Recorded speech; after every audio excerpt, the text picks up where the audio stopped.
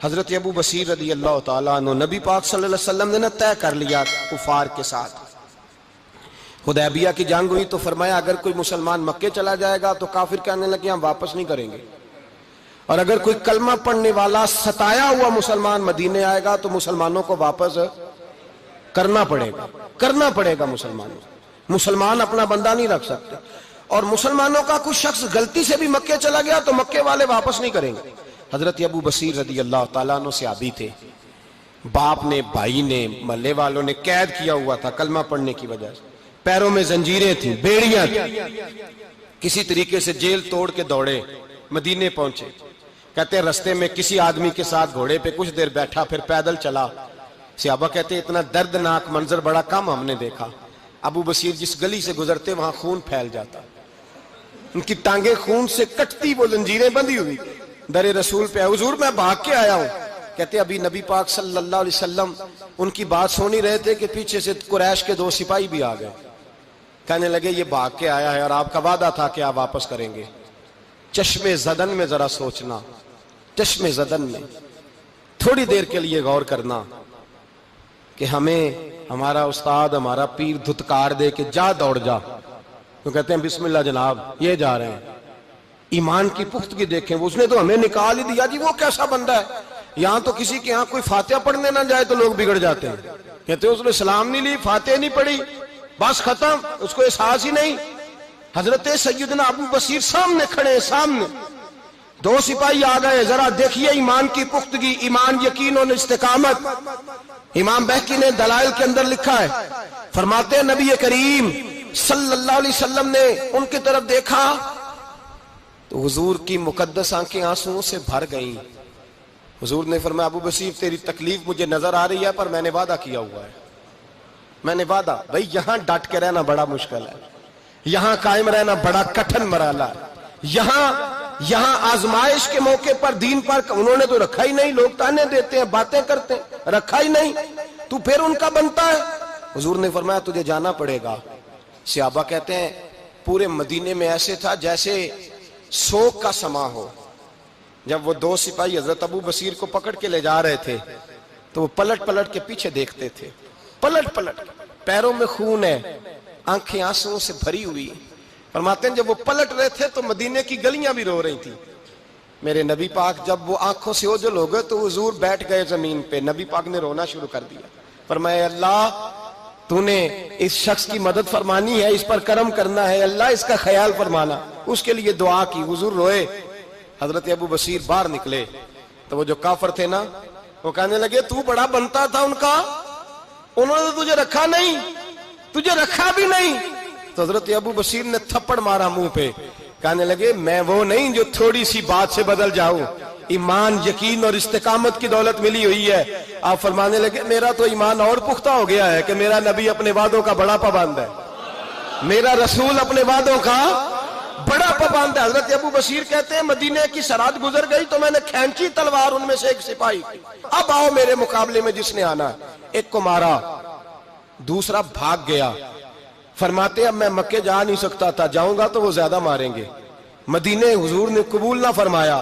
فرماتے ایک جنگل میں جا کے العیس نام کی ایک بستی تھی، وہاں ڈیرا لگا لیا، دریا کے کنارے، پانی پی لیتا، پتے کھا لیتا. تن تندور ہڈاں دا بالن تے اسی ہاواں نال تپایا، کپ کپ مکیاں پیڑے کیتے تے اتوں صبر پلیتھن لایا. تن دی ہانڈی تے من دا سالن اتے لون صبر دا پایا. غلام فریدا وے میں ساری تیری، غلام فریدا وے میں ساری تیری، تینوں اجے یقین نہیں آیا. فرماتے سالوں پتے کھائے، اب جو بھی وہاں سے تنگ ہوتا وہ میرے پاس آ کے پناہ لیتا. جس کو مکے والے مارتے میرے پاس آ کہتے تانے دینے والے آ کے کہتے ہو تم کس طرح کے نوکر ہو، تمہیں تو انہوں نے رکھا ہی نہیں. ہم نے کہا چپ کر جا، وہ ہمارے آقا ہیں، وہ ہمارے آقا ہیں، رکھیں تب بھی ٹھیک ہے، نہ رکھیں اللہ اکبر. ایمان دیکھو، قوت دیکھو. جڑیاں خصماں دی وچ رضا وسن بھاگ جاگ جاندے انہاں گولیاں دے تے میں گڈی ہتھ ڈور سجن دے او جنج رکھے اونج رہنا ہے. واجب نہیں جے وچ شریعت مندہ خصم نو کہنا. فرمایا بس ٹھیک ہے، جس طرح حضور راضی ویسے ہی ہم راضی. حضرت ابو بصیر رضی اللہ تعالیٰ عنہ کے پاس 300 صحابہ کٹھے ہو گئے.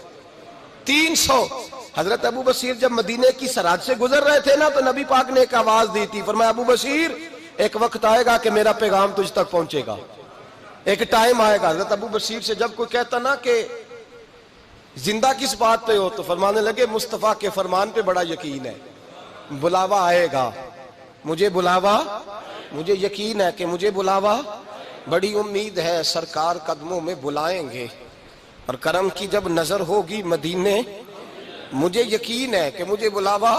حضرت ابو بصیر رضی اللہ تعالیٰ عنہ فرماتے ہیں کہ وقت گزرتا گیا، 300 لوگ اکٹھے ہو گئے۔ جب کوئی مسلمانوں کا قافلہ مکے کے پاس سے گزرتا تو مکے والے لوٹ لیتے تھے۔ حضور نے بھی اجازت دی مدینے والوں کو، اگر ان کا قافلہ کوئی آئے تمہیں بھی حملے کی اجازت ہے، کفر کا مال مال غنیمت ہے۔ حضرت ابو بصیر کہتے ہیں جب بھی ہمارے قریب سے وہ رستہ تھا شام کی طرف جانے کا، جب بھی کافر گزرتے ہم ان کے قافلے پکڑ لیتے، لوٹتے، ہم بھی ان کو اس طرح کی سزا دیتے جو مسلمانوں کو دیتے تھے۔ فرماتے ان کا جینا محال ہو گیا، ہاتھ باندھ کے نبی پاک کی بارگاہ میں گئے، کہنے لگے یہ شرک ختم فرما دے اور آپ ان کو بلا لیں، بلا لیں۔ حضرت ابو بصیر فرماتے ہیں میں بوڑھا آدمی تھا، دن بھر میں کام کرتا، محنت کرتا، اس علاقے میں کھیتی باڑی کرتا، جب رات ہوتی تو میں کسی پہاڑ کے ٹیلے پہ بیٹھتا اور مدینے کی جانب منہ کر لیتا اور میں انتظار کرتا بلاوا کب آئے گا، کب حضور کا پیغام آئے گا، میں انتظار کرتا۔ حضرت ابو بصیر رضی اللہ تعالیٰ عنہ بیمار ہو گئے، شدید بیمار، سخت بیمار تھے تو قریش نے شیخ ختم کی۔ حضرت ابو ہریرہ کہتے ہیں نبی پاک نے 2 صحابہ کو رکا دیا، فرمایا جاؤ اسے جا کے کہو آ جائے، اسے کہو آ جائے۔ صحابہ کہتے ہیں ہم پہنچے تو ان کا آخری وقت چل رہا تھا، آخری ہجکیاں تھیں، ایمان اور یقین دیکھو، آخری ہجکیاں۔ لوگ کہتے ابو بصیر وقت آ گیا، وہ کہتے نہیں ابھی وقت نہیں آیا، وقت تب آئے گا جب نبی پاک کا بلاوا آئے گا۔ حضور کا وعدہ تھا وقت تب آئے گا جب میرے نبی کا بلاوا آئے گا، ابھی بلاوا نہیں آیا تو ابو بصیر کا وقت بھی نہیں آیا۔ صحابہ کہتے ہم نے جا کے رکا تھمایا، اٹھنے کی بھی طاقت نہیں تھی۔ جب حضور کا رکا لیا نا تو دونوں یوں مٹھیاں بند کر لی، گویا جھوم جھوم کے نعرے لگانے لگے آؤ دیکھو میرے نبی کے وعدے کتنے سچے ہیں، آؤ دیکھو حضور کے وعدے، چومتے حضور کا نامہ، سر پہ رکھتے، سینے سے لگاتے، اور کہتے ہیں پھر بلند آواز سے کلمہ پڑھنے لگے، کہنے لگے حضور میں حاضر ہوا، یا رسول اللہ میں آیا، کہتے بلند آواز سے کلمہ پڑھا اور ان کی روح پرواز کر گئی، ان کی روح پرواز کر گئی۔ نبی رحمت صلی اللہ علیہ وسلم کے غلاموں کا یقین، اعتماد اتنے اعلیٰ درجے کا، کمزور مسلمان، دائیں بائیں دیکھتا مسلمان، کفر کے وعدوں پر اعتبار کرتا، یہودی عیسائی اور سکھ کے وعدوں پر اعتبار کرتا، دنیا دار ٹھگ اور چور کے وعدوں پر اعتبار کرتا، یہ رب کریم کے وعدے پر اعتبار نہیں کرتا، یہ اللہ رسول کے ساتھ اپنی توجہ کو مبذول نہیں کرتا۔ میرے رسول کریم سید عالم صلی اللہ علیہ وسلم کے غلاموں نے اعتماد کر کے، یقین کر کے ہمیں بتلایا ہے کہ جب تیرے پاس یقین کی دولت ہوتی ہے پھر تو دنیا کا طاقتور آدمی ہوتا ہے، جب تیرے پاس ایمان کی قوت ہوتی ہے تو دنیا کا سب سے مضبوط شخص ہوتا ہے۔